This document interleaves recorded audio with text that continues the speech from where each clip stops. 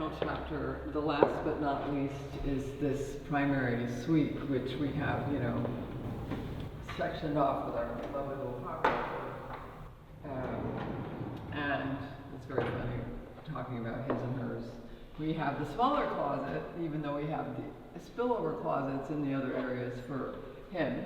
And this is a double, instead of sliding doors, I just decided to do twin so that we have one built-in mirror full length for him.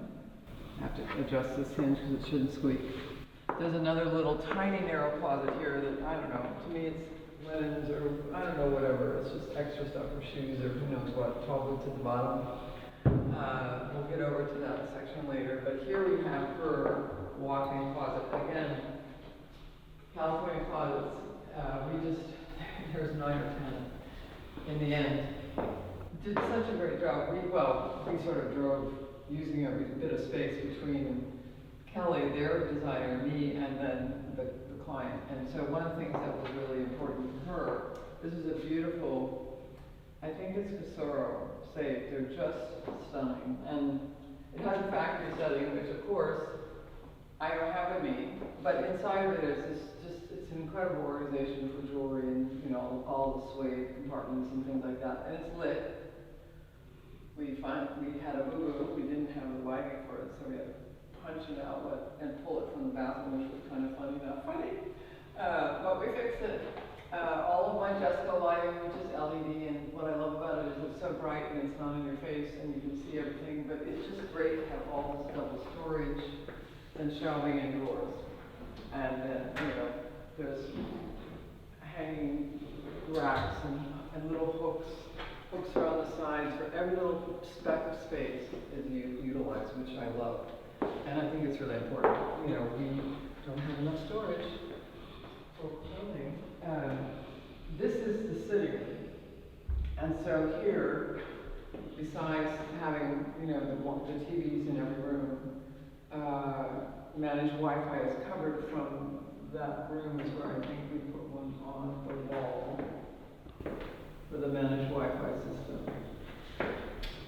And we have his bath. And what I love about this is that we've incorporated tile, again, of course, this textured tile looks just like wallpaper. It feels just like wallpaper. And again, the thing I love about this is the LED downlighting, like a nightlight. This is Furniture Guild. Love the warm wood tones and everything we brought in here. Tiling, which looks like stone. It's all porcelain. The bidet toilet, you know, the hand. One of my favorite tubs in the world is Victoria and Albert. And this is House and Roll, and it's just perfect ergonomics for that. And again, the Vogue, this is a Canadian. It's on a timer. That I was looking at trying to. We don't have floor heat. We have the towel heat, which is just it's on a timer, so you don't forget about it. And then only access to the dampers and vents, and love the sun and light. We have a transformer, so we put it up above the ceiling. But it just, you know, the wall mounted bidet control. We just love it. All right, so let's go look at the final coup de grace, which is the primary bedroom. Oh, along the way we have a giant problem here, a shoe closet that is covering up my access panel. There's a big access panel down there that's this big for a damper, and that's a damper. Basically what that is something that shuts off the vents. If there's a fire, it automatically with heat shuts it down, so that's why your apartments are safe in New York. Anywhere there's ventilation that has the supply coming into your apartment should have a fire damper. We had to go through hell, finding them, replacing them, changing them. So any of these access panels, which you probably won't notice until you're actually in an apartment, and this one, which when we look at this and take a photo of it, it actually has this removable panel that's part of the casing around the door frame. And all we have to do is take off this little maple box that hides plumbing. And this whole panel, that's why I put a handle on it. So it pulls out. so the super can get in there, and then the shut-off valves for the bathroom are underneath here. But we actually had to rebuild this entire giant, this is like a Sex and the City shoe closet. Only, not with all the mirrors behind it and the glass, but an enormous amount of shoes. So I don't think we're gonna ever run short of shoe storage. And I love it because you just kind of don't know that, right? Don't know that. I'll call it another room thermostat. And what's so spectacular, again, this is the southwest corner. You got the Frick on the one side, you got Fifth Avenue on the other, and you have this incredible view. I mean, it just blows my mind. You've got the Dakota, Central Park West, the Ghostbuster Towers. It's just phenomenal. And we'll take shots so you see how on this kind of gray day, it's still absolutely lovely to have this kind of view. You feel like you're just floating in clouds. And with spring blooming and the magnolias opening and the opening of the Frick, I can't wait to see it. It's going to be amazing. But this room also has our other managed Wi-Fi system so that the weak signal that would be in these bedrooms is covered.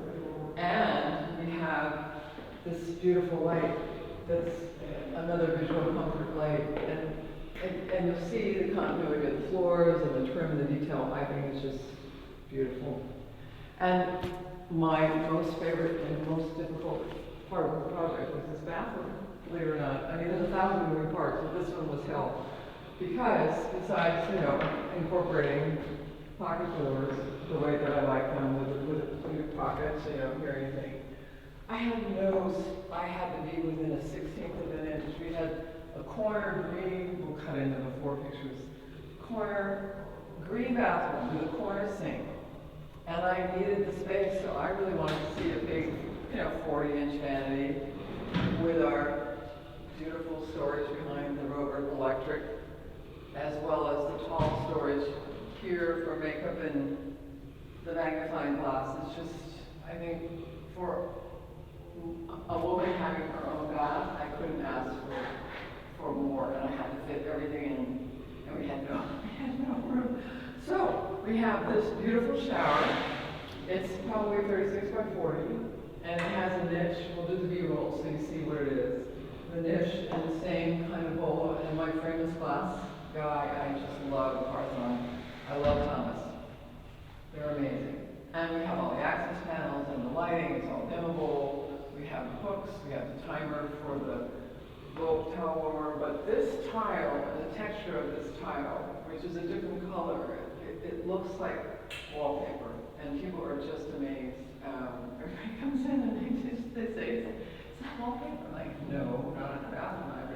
I know people do. I know you can. It's wonderful, but in a shower, moisture, I prefer not. So no, we don't have it here. But we have our bidet toilet. We have, oh my gosh, everything in that stuff, and an infinity drain, and I just can tell you that I only wish, we tried to push this out.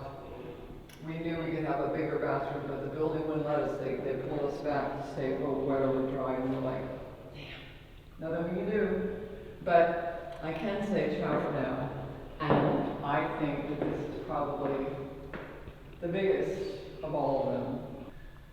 So hopefully when we come back, even though this is ciao for now, we'll do another sneak peek and videos that show you the Roman shades that also have the blockouts behind them and the balances in front of them with matching fabric. And we couldn't get these in until we had these window sills and integrated built-ins and tops so that they're perfect. So with that, I'll say, Ben